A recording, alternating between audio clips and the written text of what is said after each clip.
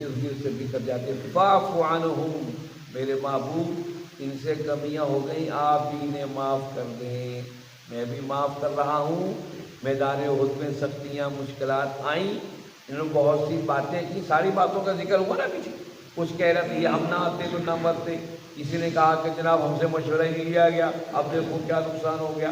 یہ تو بظاہر تو بدتمیزیاں ہی تھی نا اللہ کے رسول صلی اللہ علیہ وسلم کی بارگاہ میں نا۔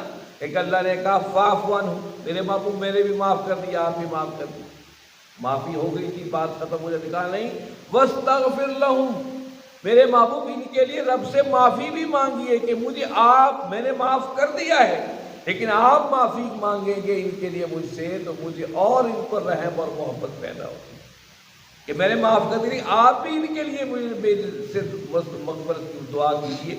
وشاورہم فی الامر، اور آگے جو کچھ ہونے والا ہے اللہ کو تو معلوم تھا، خندق بھی ہوگی، صلح حدیبیہ بھی ہوگی، مکہ بھی فتح ہونا ہے، تبوک کے مارکوں پر بھی پہنچنا ہے، حنین کے محاذ بھی ہونے ہیں، طائف کے مارکے لڑے جانے ہیں، خیبر کے معاملے بھی ہونے ہیں، تو وشاورہم فی الامر، انہی سے آپ پھر مشورہ بھی کریں معاملات میں۔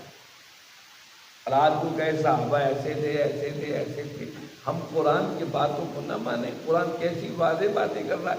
وشاورہم فی الامر، جو کچھ ہو چکا، آئندہ آپ نے انہی سے مشورہ کرنا ہے، انہی سے مشورہ کرنا ہے۔ اس لیے اس آیت کی تشریح، شاورہم فی الامر کی تشریح کل پھر دوبارہ میں کروں گا۔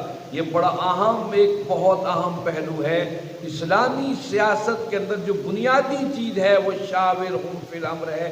انشاءاللہ اس کی تشریح کل اس آیت کی کریں گے۔ فَإِذَا عَزَمْتَ فَتَوَكَّلْ عَلَى اللَّهِ، میرے محبوب جب مشاورت کر لیں، پھر آپ ایک ارادہ کر لیں تو بس اللہ کے بھروسے پر کھڑے ہوں۔ ان اللہ یحب المتوکلین، بے شک اللہ ان لوگوں سے محبت کرتا ہے جو اللہ پر توکل کرتے ہیں۔ کل انشاءاللہ توکل کی تشریح بھی اور شاورہم فی الامر کی تشریح بھی ہم انشاءاللہ کریں گے۔ اسی آیت کی تشریح سے کل کے سبق کا آغاز ہوگا۔ میرے بھائیوں، میں جب یہ بات کرتا ہوں کہ اس قرآن کی دعوت کو آگے بڑھائیں، اس کے لیے ہمیں کوشش اور محنت کو کرنی ہے۔ اس دعوت کو، اس پیغام کو اپنے حد تک محدود نہ رکھیں، اسے لوگوں تک پہنچانے کی کوشش کریں۔ ماہ رمضان آنے کو ہے، شعبان کا مہینہ ماہ رمضان کی دستک ہے۔ اللہ کے نبی صلی اللہ علیہ وسلم رجب کے اندر رمضان کی بشارتیں دیا کرتے، رجب پھر فرماتے ہیں شعبان، اور پھر فرماتے ہیں یا رمضان، ہم رمضان کو پہنچنے والے۔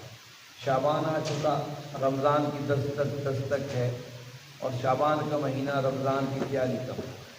اللہ کے نبی صلی اللہ علیہ وسلم کے بارے میں صحابہ فرماتے ہیں آپ رمضان کے علاوہ کثرت سے جو روزے رکھتے تھے وہ شعبان کے مہینے میں رکھتے تھے، ٹھیک ہے، اور روزے اس لیے رکھتے تھے تاکہ رمضان کی تیاری کر لی جائے۔ ہمارے ہاں بھی ایسا ہے، جب فوراً رمضان آتا ہے اور ہم روزے رکھنے شروع کرتے ہیں، کسی کا معدہ خراب، کسی کے سینے میں جلن، کسی کوئی معاملہ، اس کی وجہ یہ ہے ہم پچھلے سال سے لے کر اس سال تک تیار ہی نہیں ہوتے۔ آپ نے لاہور جانا ہے یا آپ نے ملتان جانا ہے، آپ نے کس کام کے لیے جانا ہے، شادی پہ جا رہے ہیں، کسی افسردگی پہ جا رہے ہیں، کسی اور معاملے پہ جا رہے ہیں، آپ اس کے لیے مکمل تیاری کرتے ہیں، ذہن کو، پورے دماغ کو، ذہن کو تیار کرتے ہیں، اس کے لیے ضروری سامان کو اٹھاتے ہیں، اسی طرح آپ نے لباس چینج کرتے ہیں۔ لیکن ہم کیسے مسلمان ہیں، رمضان کا دن جس دن آ گیا اس دن بھاگ دوڑ لگی ہے، یہ کرنا ہے وہ کرنا ہے، نہیں، شعبان کا مہینہ اس کی تیاری کا مہینہ، ٹھیک ہے، اس کے لیے ہمیں تیاری کرنی ہے۔ اچھا، اس کے لیے تیاری کا ایک مرحلہ یہ بھی میں نے سوچا ہے اور میں چاہتا ہوں کہ آپ سے شیئر کروں۔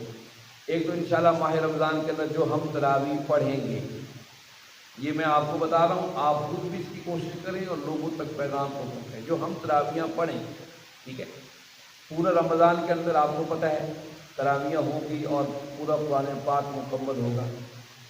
میرا یہ ارادہ یہ ہے کہ جو ہم تراویح یہاں پڑھیں گے انشاءاللہ العزیز، 20 رکعت تراویح، جتنا قرآن پاک پڑھیں، تراویحوں کے بعد 15-20 منٹ اس کا خلاصہ انشاءاللہ ہوگا کہ ہم نے ان تراویحوں میں رب کے سامنے کیا باتیں کی ہیں، آج کی تراویحوں میں کیا باتیں کی ہیں، کل کی تراویحوں میں کیا، روز کی جو تراویح ہوں گی ہم رب سے کیا باتیں کر کے اٹھیں نماز کے اندر۔ یہ بڑی ہمیں پتہ تو ہو، اللہ کا قرآن ہمیں ان تراویحوں کے 20 تراویح جو ہم نے امام صاحب نے جسے تراویحیں پڑھائیں اس سے کیا کہا ہے رب، ٹھیک ہے، کہ ہم گونگے بن کے کھڑے رہیں تو انشاءاللہ ایک تو تراویح کا خلاصہ انشاءاللہ ہوگا، اللہ نے چاہا تو میری زندگی ہوگی۔ دوسرا کام یہ ہے کہ آخری عشرہ اعتکاف کا ہے، ٹھیک ہے، اس اعتکاف کے مرحلے کو بھی تربیتی مرحلہ بنایا جائے۔ یہ ہوتا بھی تربیتی مرحلہ تھا کہ ساری دنیا سے کٹ کر اللہ کے گھر میں آ کر بیٹھ کر کچھ غور و فکر کیا جائے کہ اللہ میں کیا ہوں اور میری حیثیت کیا ہے، اللہ تو خالق ہے، تو کیا ہے۔ ہم اس جو 10 دن کا جو رمضان کے مہینے میں آخری عشرے کو کہا گیا، اس لیے کہا گیا کٹ کر ساری دنیا سے کچھ اپنے اور رب کے بارے میں غور و فکر کریں۔ انشاءاللہ ارادہ یہ ہے کہ ہم آخری عشرے میں اجتماعی اعتکاف یہاں پر بیٹھیں۔ 100 افراد کا ٹارگٹ میرے ذہن کے اندر ہے، اس مسجد میں 100 افراد کو ہم اکٹھا کریں، آخری 10 دن کو یہاں پر بیٹھیں۔ انشاءاللہ کچھ سحری افطاری کے نظام بھی ہم خود کریں گے، اللہ نے چاہا تو اللہ نظام اس کے بھی بنا دیں گے، ٹھیک ہے۔ 100 افراد ہم یہاں بیٹھیں اور پھر 100 افراد جو ہم یہاں بیٹھیں، ہماری ترتیب ہو کہ اس 100 دنوں میں ہم قرآن کو سیکھیں، اس احادیث کو سیکھیں، اور جو ہمارے زندگی کے غسل کے فرائض ہیں، وضو کے فرائض ہیں، میرے معاشرتی طور پہ مجھ پہ اللہ نے فرائض عائد، اس کے بارے میں ہم تحقیق کریں اور تلاش جستجو کریں، اور میں جو طاق راتیں آ رہی ہیں ان راتوں میں خاص اللہ کے رسول صلی اللہ علیہ وسلم کے حکم پر اس رات کو تلاش کریں جو رات سب سے اہمیت والی ہے، جس میں اللہ نے اپنے قرآن کو اتارا ہے۔ انشاءاللہ اس کی پوری ترتیب ہوگی، جس طرح ایک کلاس کی ترتیب ہوتی ہے، انشاءاللہ پوری ترتیب ہوگی۔ انشاءاللہ اس ترتیب میں آپ اور ہمیں یہاں رہنے اور ٹھہرنے میں مزہ آئے گا کہ ہم 10 دن کے بعد اٹھیں گے یہاں سے، ہمیں احساس ہوگا کچھ لے کر ہم یہاں سے جائیں، ٹھیک ہے۔ تو وہ دنیا سے کٹ کر رب سے حاصل کرنے کی بڑا اہم مرحلہ ہے، اس لیے انشاءاللہ ارادہ ہے 100 افراد کو ہم یہاں اکٹھا کریں اس مسجد کے اندر۔ آخر 100 افراد تو وہ جو یہاں رہیں، اس کے علاوہ جو افراد آ کر اس طرح